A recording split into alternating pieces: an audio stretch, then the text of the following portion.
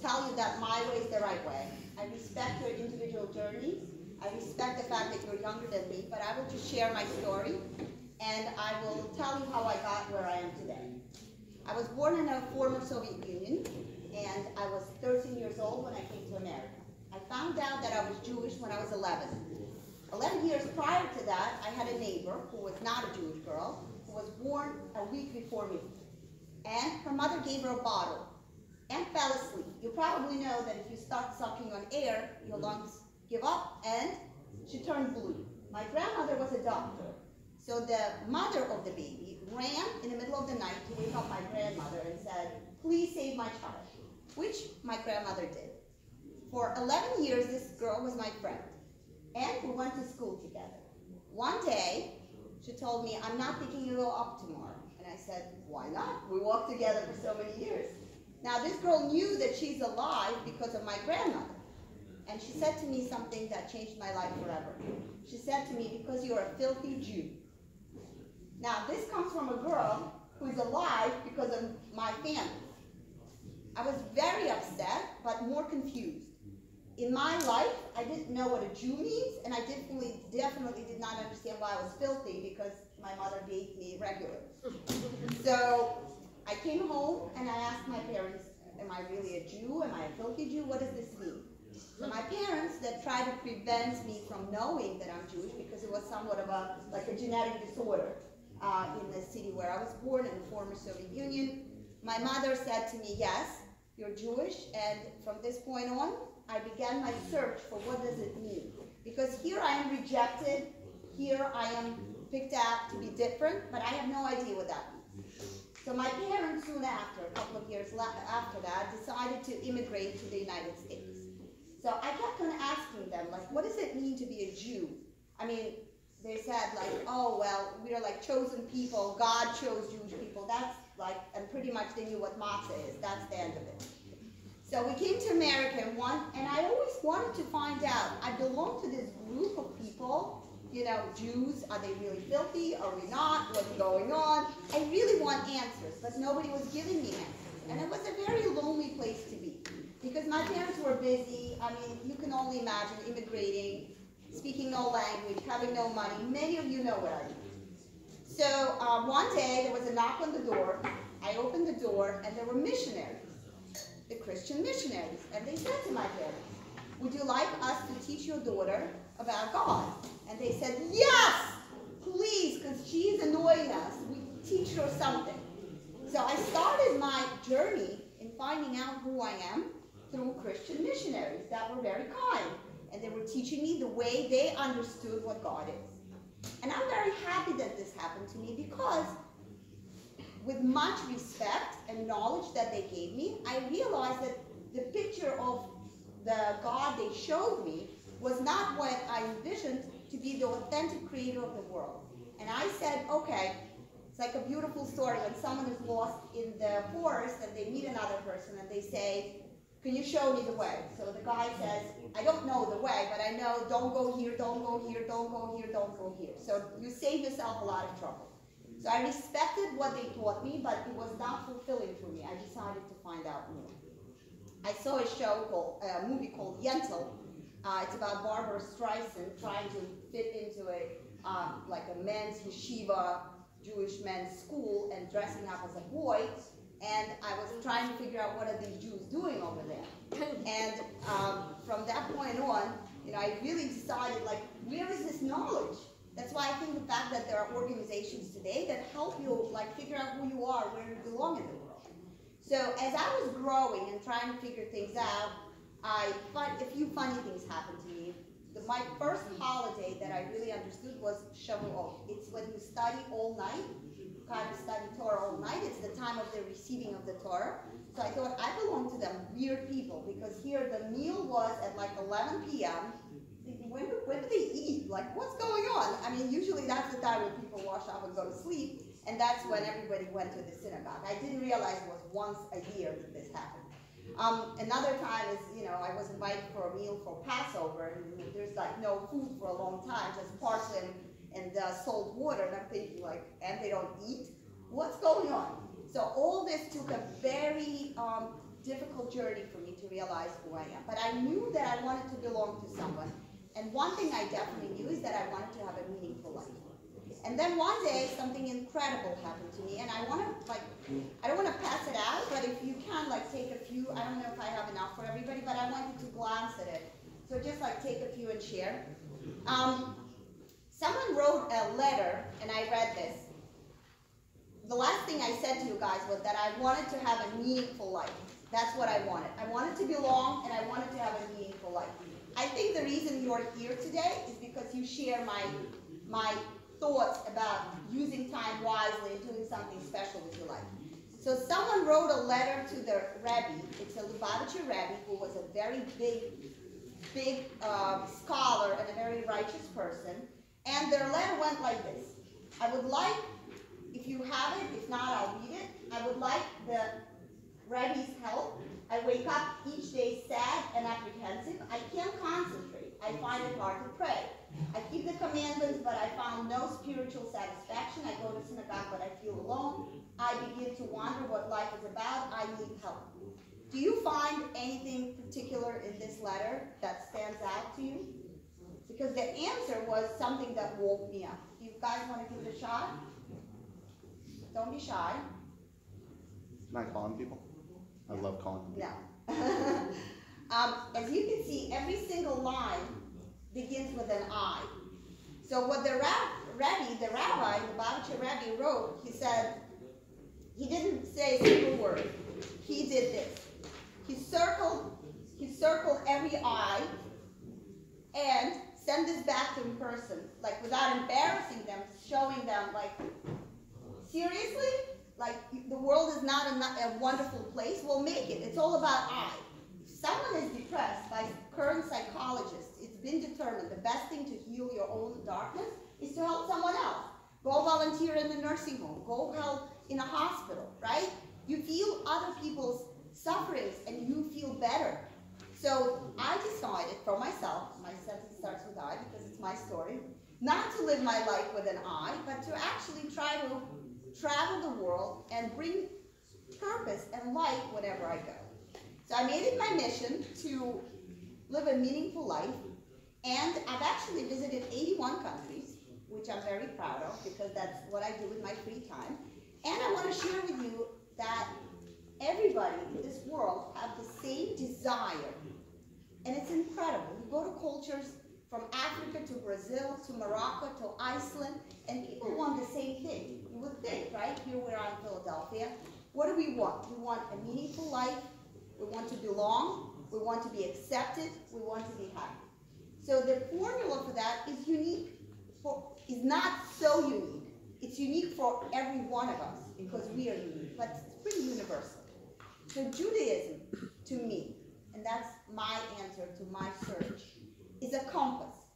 A young sailor once asked the captain, what is the secret of not getting into accidents in the middle of the sea, to always know where you are? So the captain, who had years of experience, he says, you know what? To become a free man at sea, I have to have a compass. I become a slave to my compass. So I have decided that my faith, my connection to Judaism, and my connection to God is my compass. I can navigate my life. I can travel the world. I can be a businesswoman that I am. I can be a woman, a wife, and a mother, a friend, a daughter, because I have a strong compass and a strong value system that my Judaism gave me. And when one day I was able to see that girl who told me that I'm a filthy Jew, and happily I did see her again. Her life didn't work out so well. She became, I think, an alcoholic, and I went to visit her back to Russia to knock into her door to see how her life transpired with all her views. I was very happy to see that I made the right decision for myself, because at that time, her harsh words, they didn't destroy me, but they opened an opportunity to grow. So when we wake up one day and someone hurts our feelings, this is an opportunity to figure out why we hurt, what's going on here. So I have decided to really dedicate myself to finding my connection to God. We are told that there's nobody in this world who was ever born like you or will be born like you. Like a fingerprint, right? It's unique. It's the way to open doors. It's the way for Homeland Security to know exactly who you are. That's who you are. You are so unique that there's nobody on this planet who will ever be able to accomplish what your purpose is. That is why finding your meaning and finding your purpose is crucial, not only to you, but to entire Jewish people and to the entire world. We know that the book called Torah, right there, contains 600,000 letters, right? Approximately that. And each letter has to be written properly. If it's not, the whole book of Torah is called non-kosher. It's not good to be used. So, every generation has those unique souls, all of us here. And if one of us does not fulfill the potential, does not bring unique light, does not shine the bright uniqueness into the world, the whole generation, the whole scroll of Torah is unfortunately not to be used. So, inspiring ourselves and inspiring others is something that we should try to do, bringing kindness. Lubavitcher Rebbe, who so wisely circled the eyes, said in his deliverance at some point in his speech, he said, whatever you are in the world, shine. Sometimes you're in school, sometimes you're at home, sometimes you're traveling, sometimes you're in a place where you really don't want to be, but there's an opportunity to shine whatever you are.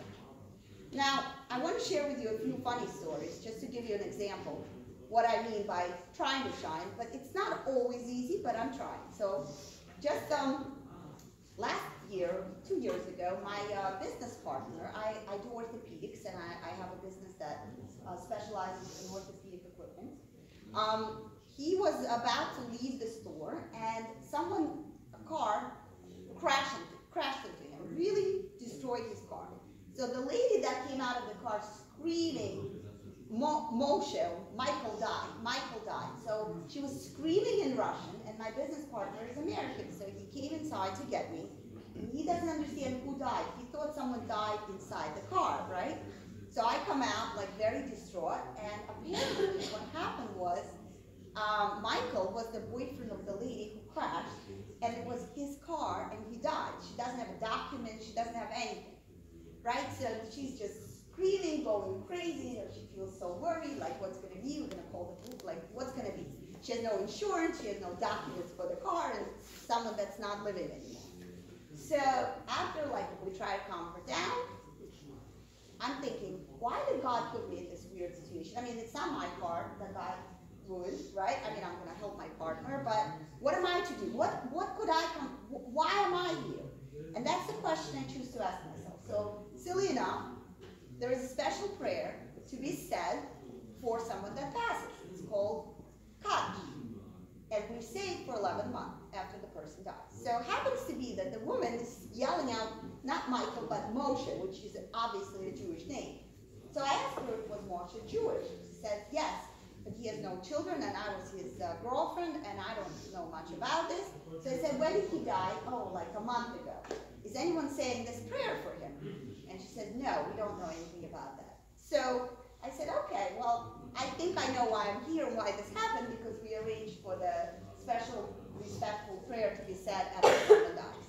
So that's like a crazy situation where you can find yourself a million times a day in situations where you could shine, or you could just say, it's not my problem, and walk away.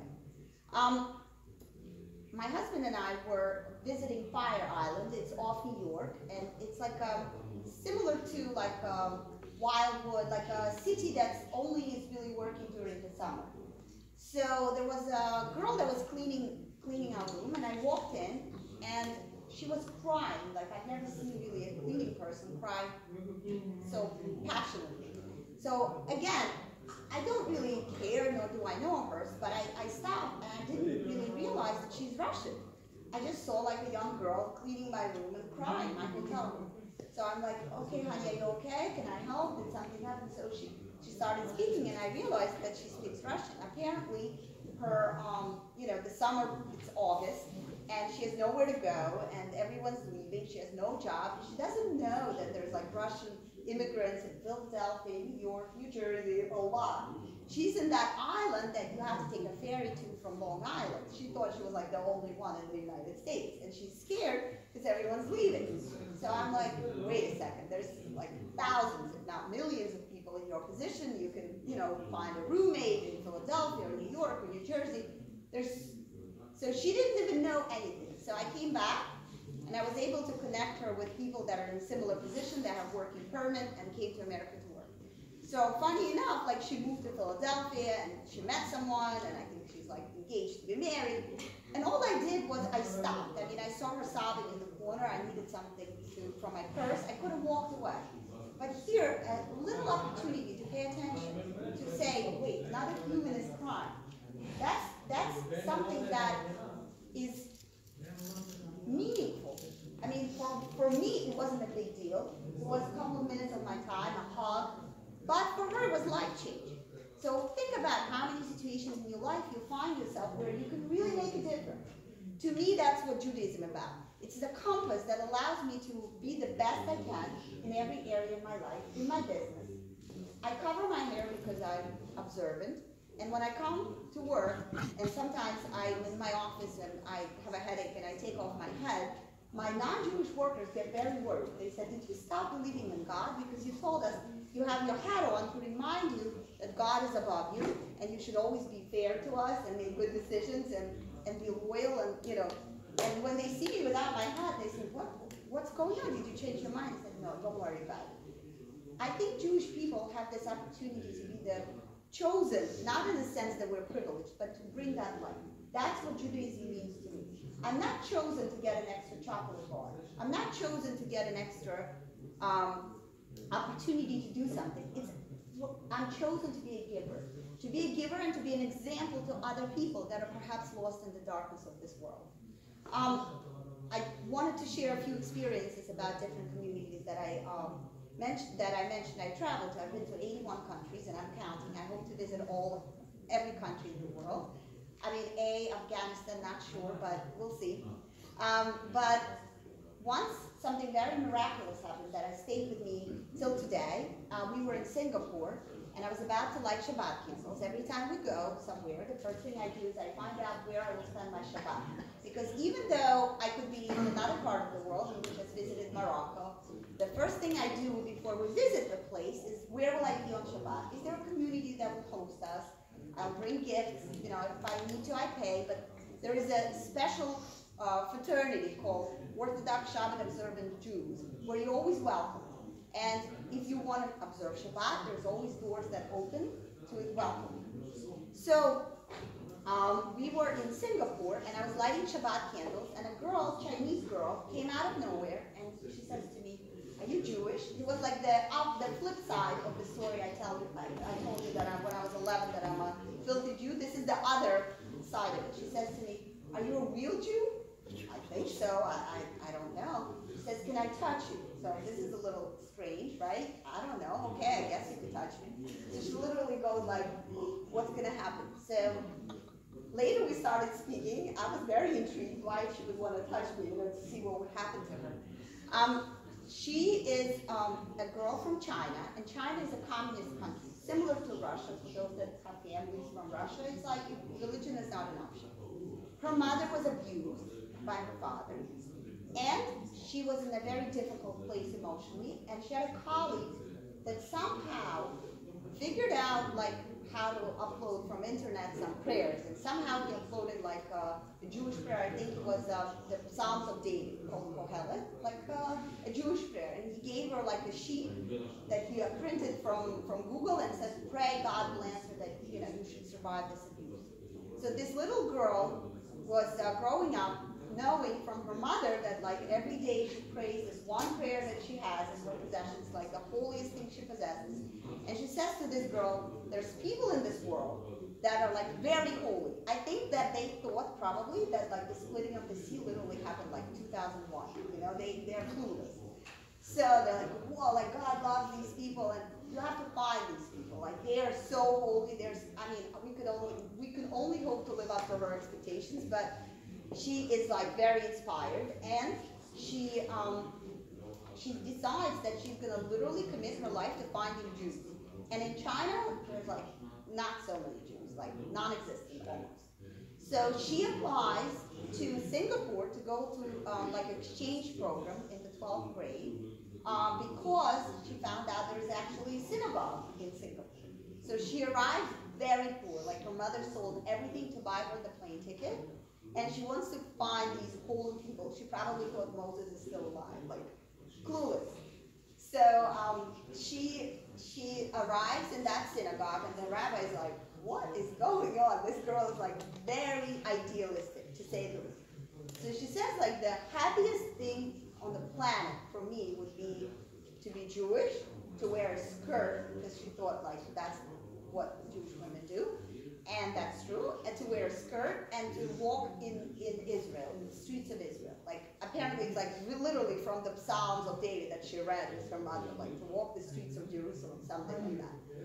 So she wanted to convert, but the rabbi was like very, like not sure. You know, she was like 17 years old and very poor, and it's like a complex situation. So after we spent Shabbat with her, I was like going bananas. I'm like, we have to convert this girl. This is her life dream.